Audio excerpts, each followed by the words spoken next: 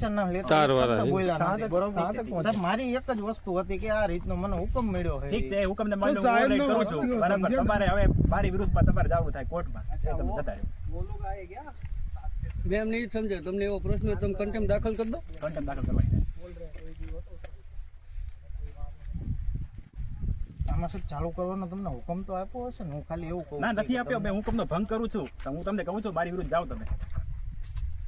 સાહેબ પોતે એસડીએમ સાહેબ આઈ તો હું ઓળખું સાહેબ એમને સાહેબ ને હું 2-3 વાર મળેલો હું ક્યાં ના પાડું એટલે સાહેબ ને તમે એમ કહો એમને હુકમ ને સાહેબ પોતે જ હુકમ છે પણ હું ક્યાં ના પાડું હું સાહેબ હું ખાલી માન લો કે મારા